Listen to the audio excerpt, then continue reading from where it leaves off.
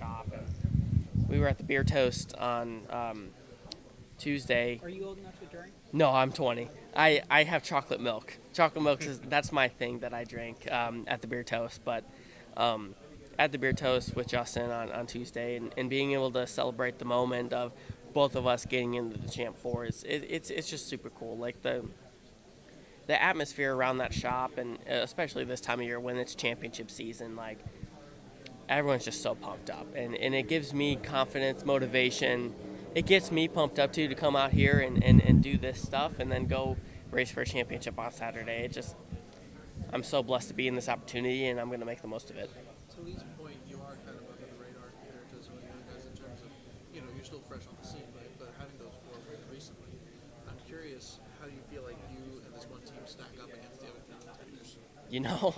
I wouldn't consider myself an underdog because I have a lot of momentum, but by no means am I a favorite.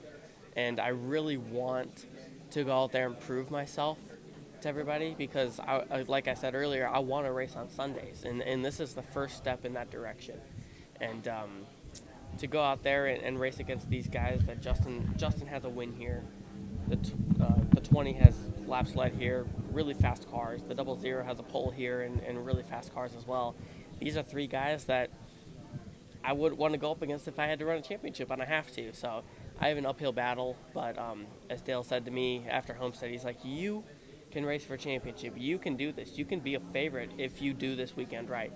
And I've put 15 hours of film into this week, and I've done everything that I possibly can without burning myself out to go out there and be as most prepared as possible to go win a championship. You had plenty of speed.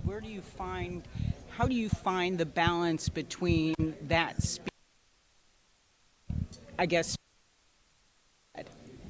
Yeah, like in the spring, I wasn't very good. I had fast cars. They were as fast as Xfinity 10G, but I wasn't doing my job right. I lacked on restarts. I lacked late run. I didn't do my job right. And I went back and watched that race, and I was embarrassed to watch it because of how much I've gained since then.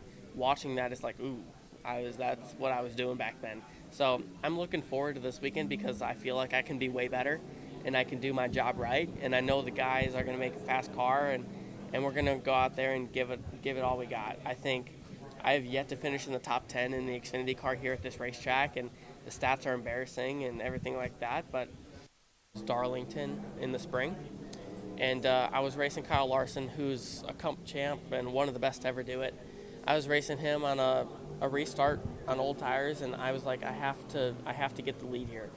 And I ended up beating him on 2 different restarts that day. And that was kind of where I was like, oh, I can do this. Like, I just figured it out. And it just clicked for me that day. And my restarts have been good ever since then. Obviously, that was after Phoenix earlier this spring, so I'm glad I figured it out. But I hope I can go and prove that I figured it out on Saturday. As a driver, what sort of X factor do you think you bring that maybe the other 3 don't have? I'm just happy to be here. So I think I kind of put my name here in the playoffs that we can clutch up. I had to win the Roval. We went out there and win it.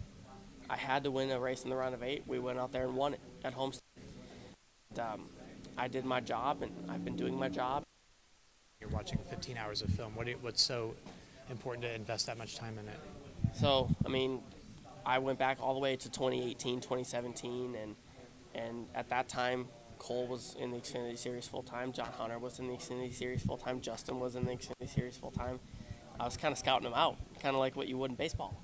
And a big thing that I was looking for is how the track changed. 2018, there was no PJ1, no resin down. The track was bare. 2019, full PJ. 2020, full PJ. 2021, full resin. Last year, they didn't put any down. So kind of looking throughout the last couple of years of just how the track changed and what to expect, because none of us really know. I don't know whether winning a championship can mean more, but like if you win this, you have beaten 3 guys who have like significant Cup experience. It would be massive. Like kind of throwing my name out there to be a favorite one day and to be racing on Sundays one day. I would love that. That's what I want. That I want to be a Cup champion one day. I have a long way to go because I still have yet to be an Xfinity champion, but hopefully that changes on Saturday. What's the dynamic this week between the 1 team and the 7 team? Is it status quo, or are they the enemy this week? What's the deal? You know, we push ourselves really hard to be the best that we can be, and if you're beating the JRM car, that means you're pretty darn close to winning a race. And the 7's proof that we as an organization can clutch up. Justin pretty much had to win the race last week to get in. I kind of had to win a race in the round of 8 to get in, and we both did that. And we did our job. We were the only playoff drivers to win in the round of 8. So we're kind of peaking at the right time, I guess you could say, and doing our jobs right. And we're both pushing ourselves to do our best. And obviously, at the end of the day, I'm a company man, and I want a JRM car in victory lane with a championship. Is there anyone that yourself leaning on as you get ready for this, whether it's other guys who have been in championship situations, guys who have won the championship, being that this is your first time, is there anyone's brains you're picking? Yeah, you know, so the biggest one I talked to him for it had to be close to an hour on Wednesday. I talked to Noah. Noah, he's been in my shoes. He was a championship 4 contender twice, and he was his first time. It's like, I'm the biggest man to do it. I'm awesome. And he learned a lot from that. And I talked to him, just picked his brain about everything about the championship weekend, and I'm just going to enjoy it.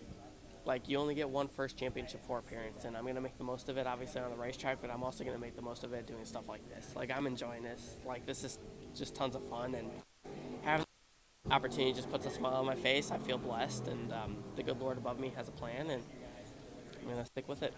This is Daniel Hemrick, driver of number 11 Colin Griggs Chevrolet. Make sure you hit that subscribe button. Also, check out one of those 2 videos beside me. Visit frontstretch.com for more racing content.